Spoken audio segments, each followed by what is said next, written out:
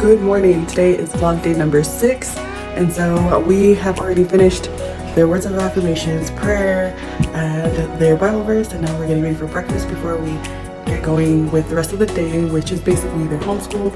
I gotta reply back to emails. I gotta send messages out today for our business. Hubby's out towing right now, and then we're gonna just continue on with our day and then vlog along the way. All right, have an amazing day. We'll talk to you soon. Bye.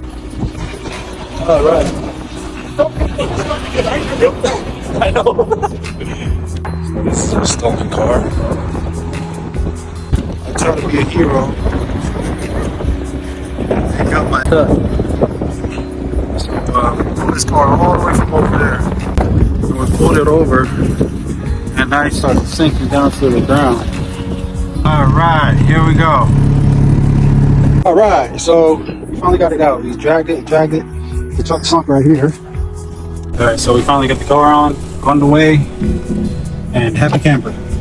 We are finally free to go. Just got done getting something to eat. Maybe get to wash the bed. But we got another call on our way to it. Woo! We have made it to the gym today after towing, after homeschool, after replying back to emails. Now we're ready to hit the gym now, right, my love? Got a little bit of energy. Let's go. Let's go. Oh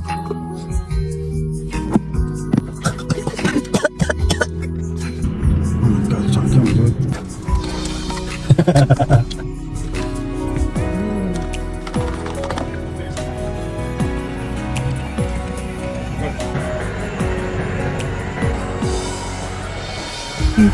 The last time we talked, we left off on when we finally decided to let our family know little by little, and then we had some who were okay with it and then some who didn't agree with it, right? A lot has happened during that time. So what was it like to date the oldest daughter? Great power comes great responsibilities. I said, let's do it. Obviously, I'm not the oldest, so I don't understand what it's like to have an oldest daughter responsibility, or even the oldest son responsibility. Growing up in Tonga, I was the youngest son, but I had played a role of an oldest brother, providing food, cooking, doing all the dirty work, which my brother didn't get to do. It made a man out of me, and I feel that's why I was attracted to her, to my wife, because I played a role as an older brother, and I saw the values in, for her to be a leader, to be feminine, to know how to do things.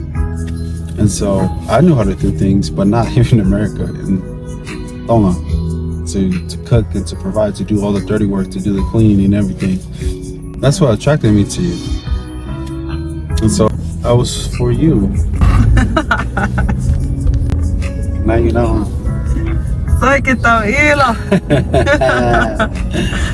I just wanted to talk to you about the things that we could possibly just encourage you. And honestly, that would have to be get around some supportive people who have great insight.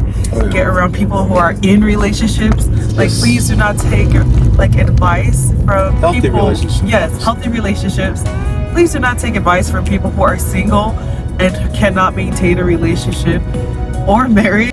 And even the most saddest advices that you can take it is from people who are single, who've never been married, who are just going for their own interest. Or my advice to you is just get around other healthy couples who will lift you in prayer, who will talk to you, speak to you, and who are in a healthy relationship.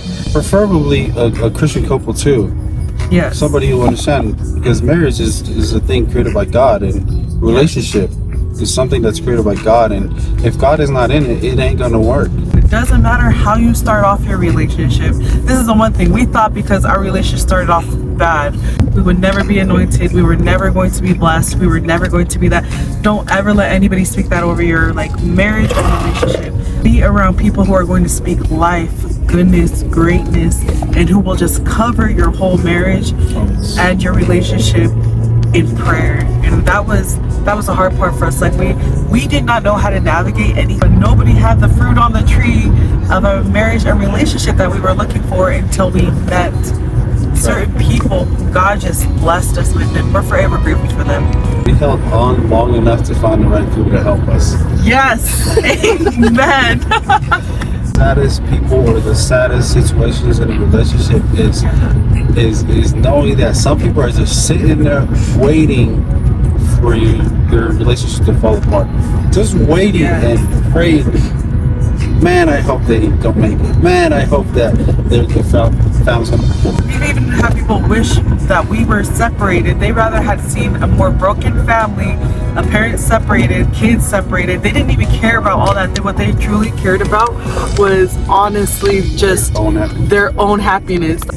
And it was so heartbreaking to hear that, because these are like Christians, these are people like of God, right? Who rather had seen like our kids be in a family where parents were separated than together. Like, hang on long enough to where you guys can get through that toxic, get through those barriers, to where you meet the most amazing people who just bless your life.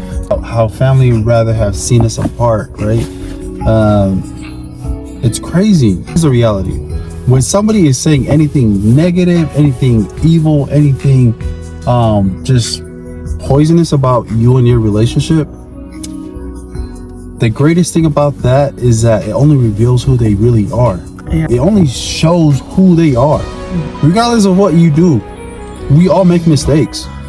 But if somebody is pointing out your flaws, your dirty laundries, your failures, right? It only reveals who they really are, where their heart is at, where their mind is at. We've been through those toxic parts with certain family members. We've been through all of that. And guess what? It still hasn't ended. I don't think it'll ever end. You have to see more of the blessing, like in your kids, in your marriage, in what you do daily. Like, you have to find the happiness within yourselves, and whatever else is going on, you have to understand that whatever their issue is with you guys, that's their own personal issue. And once you've accepted that they really don't have a big part in your life, in your family, in your kids' life, you got to move forward. Like, if you stand on truth, it's going to pass, and the truth will always prevail at the end. If I could go back, I would find the right people to be around, to help you, like ask questions like, how do you deal with this? How do you deal with that? What am I doing wrong? And obviously we all need it. Like, we do it with finances, like we do it with jobs. Why don't we do it with our marriage? Why is it that we rather be away? The reason why you'd rather be away because you don't want to work on your marriage. You'd rather be at your job away from your wife.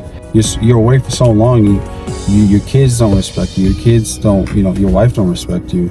There are so many ways to deal with this. Reach out to the most amazing, healthiest couples that you can find, and just get in their back pocket, learn from them. We all know at least one healthy couple that's in our life. Yes. Who have gone through it, who are, if you could just, choose, like, if I want a marriage, I want a marriage like this. Yes. Our word of encouragement and our prayer for you guys is to hold on a little bit tighter, because God has people for you. You just gotta break away from that toxic environment, and you will get it. Find the 1%, the 5%, marriages, and just ask questions, and you have to find a group of people that you can live off of being positive, uplifting each other. We're blessed to have that in our life now. But also, if I could go back and change anything, I would not. Because we want to be where we are today. We want to be who we are today. We want to be as strong and courageous and amazing as we are today. That's why I say you have to have a godly relationship to mirror off of. Because really, marriage and relationship is a God-created thing. If you think you're worth it, if you think your relationship is worth it, if you think your future is worth it, if you think your legacy is worth it, do something about it. Yes. Amen. You said it perfectly, my love. Thank you. Malo he vahe mai mo malanga he pongini.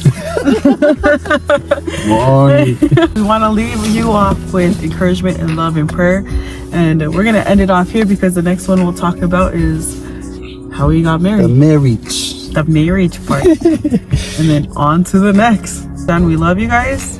We can't wait to talk to you guys soon. We love you guys. Have a great day. Stay blessed. Never pelu. Stay facts.